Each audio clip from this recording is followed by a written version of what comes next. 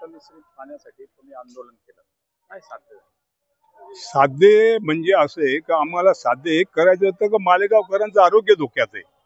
हे रक्त 100% वाहत होतं, ते थांबवण्यासाठी आम्ही आज नाही करत आहे, 14 वर्षापासून करत आहे. तर आज साध्य होणं आवश्यक का होतं का जिल्हाधिकारी कार्यालयामध्ये जानेवारीमध्ये मिटिंग झाली. त्याच्यामध्ये पहिला विषय हाच होता, रक्त मिश्रित पाणी आम्ही रोखू. कत्तलीचं येतं ते वेगळं कुर्बानीच्या दिवशी, याच्या व्यतिरिक्तही रोज मालेगाव शहरात कत्तल होते. त्याच्यावर मी जिल्हा अधिकाऱ्यांना फोकस करून सर्वे कागद दाखवले होते. साहेब 2010 मध्ये मला महानगरपालिकेने लिहून दिलं का हे बेकायदेशीर कत्तलखान्याचं पाणी आहे, इतके इतके लोक कत्तल करतात. ठीक आहे, तो विद्वत्तेचा भाग नाही, ते करता तुम्ही करू देता म्हणून करता, नाही तर कोणाची हिंमत नाही असं बेकायदेशीर करायची. कायदा हा सर्वांना सारखा आहे ना, मग तो कायदा का राबवला जात नाही? तिथे कुठेतरी पाणी मुरतं. त्या टायमाचे जे ऍडिशनल एसपी होते त्या टायमाला ते लोक मला भेटले जे कत्तल करणारे, बोले तुम कितनी भी कोशिश कर लो ये होने वाला नहीं. क्यों? एसपी का पंखा हमारी मेहरबानी से घुमता, हे त्यांचं वाक्य. जे लोक मला भेटले होते हे रिएलिटी आहे. आता त्याला 14 वर्षाचा काळ लोटला, एसपी साहेब बी नाही आहेत आणि मला वाटतं सांगणारे बी बोलणारे बी विसरून गेले. परंतु आमचं गाव आज इथेच आहे. आमच्या मुलांचं आरोग्य, आमच्या तरुणांचं आरोग्य, आबालवृद्धांचं आरोग्य या विषयावरती.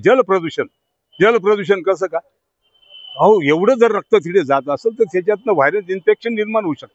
ते डॅमला जाईल किंवा नाही जाईल तो नंतरचा भाग आहे, ते फिल्टर करून मिळतं आम्हाला. प्रदूषण नियंत्रण मंडळ जे आहे ते आलं होतं का? त्यांनी सॅम्पल नेले का किंवा आपण सॅम्पल द्यायचा प्रयत्न केला? 2 वेळा याच्या अगोदर प्रदूषण महामंडळ सॅम्पल घेऊन गेले. यांना 25,000 रुपये महानगरपालिकेला फाईन झालेला आहे.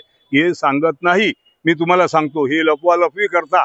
आलं अधिकारीला सांभाळून घेतो. बघा ना, आता तुम्ही फलित विचारलं, त्या दिवशी आम्ही आंदोलन केल्यानंतर का उठलो? जिल्हाधिकाऱ्यांनी शब्द दिला का मी मंगळवारी किंवा बुधवारी येतो. आता मंगळवारी बी गेला, बुधवार बी गेला. आता ते यायला तयार नाही. त्यांनी पाठ फिरवली, आश्वासन देऊन पाठ फिरवली. याचा अर्थ किती प्रशासनाला काळजी आहे आलं लक्षात. आता आमच्या हातात काही कायदा नाही म्हणून आम्ही काही ते रक्तात रोखू शकत नाही. ज्यांच्याकडे कायदा त्यांनी राबवला पाहिजे ना. पुऱ्या मालेगावामध्ये प्रदूषण आहे 100%. प्रकारचे अनेक वेळा तुम्ही बोललात, सायझिंगचा असेल, सायझिंग आहे, प्लास्टिक कारखाने आहेत, रसायनयुक्त पाणी आहे, सर्व गोष्टीवरती एक नाही अनेक समस्या आहेत, पण एकही निवारण होत नाही ना. आमच्या कमिशनर साहेब तर फक्त गोड बोलता, होऊन जाईल अहो केलंच नाही ना. 2 महिन्यात त्यांनी सांगितलं होतं का 2 महिन्यात मी नियोजन करतो, त्याला 4 महिने लागले. उलट यांनी 100% सूट दिली, त्याच्यामुळे एवढं घडलं. त्या दिवशी हे पावडा घेऊन नदीमध्ये उतरले कर्मचारी.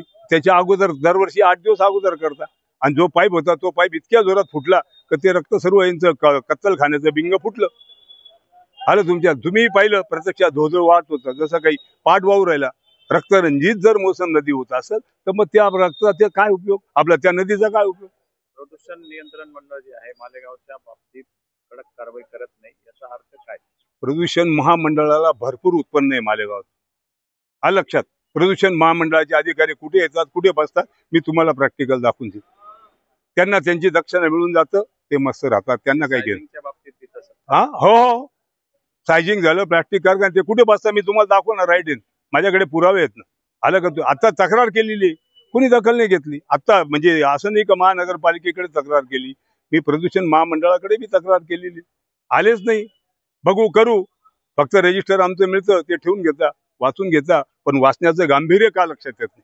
ह्या गावाचं आरोग्य कोणाच्या भरोश्यावर आहे ना? लोकप्रतिनिधी विचार करत, जे सत्तेमध्ये आहेत ते तर कधी विचारच करत नाही. अहो त्यांना स्वतः नदी साफ करावं लागते. याच्यासारखी का बाप सांगा ना, मग यंत्रणा काय करते? आमचे सत्ताधारी लोक नदीमध्ये उतरता आणि ते कधीतरी करता, रोज नाही करत. मला असं म्हणायचं. आणि कमिशनर हात बांधून उभे राहता, आलं लक्षात.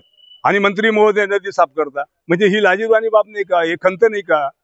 ज्याचं डिपार्टमेंट आहे त्यांच्याकडून जर नित्याने कामं झाले तर या गोष्टी होणारच नाही, बरोबर आहे. आणि रक्त मिश्रित जर यांनी ठरवलं तर काय नाही करू शकत. 80 कोटीची योजना आली, ती कुठे गेली? 80 कोटीची योजना? आता ते 100 सर्व फुल आहेत, ते तुटून जातील, फुटून जातील, परत त्याच्यावर अजून 40 कोटी कर्ज ते कार्यरहित करण्यासाठी. हे असं चालू आहे. भुयारी गटरचं पहिले 15 कोटी आले, ते फेल झाली. आता ही दुसरी किती सक्सेस होईल? हे काम करून तर निघून जातील. असं आहे काय? बैलगाभण 9वा महिना असा हिशोब चालू आहे, आलं लक्षात. नंतर समजतं आम्हाला सलाईन लागते ना, आम्ही म्हणतो पेशंट सिरियस, नंतर समजतं सलाईन मध्ये पाणी आहे, काहीच नसतं. असा हा प्रकार आरोग्याचा चालू आहे.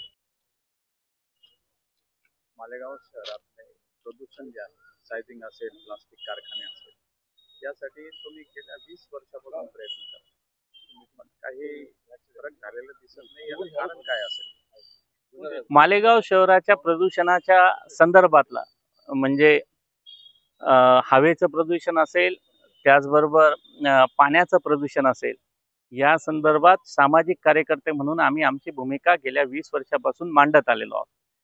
पण शासन स्तरावरनं यासाठी अनुकूल असा प्रतिसाद मिळत नाही.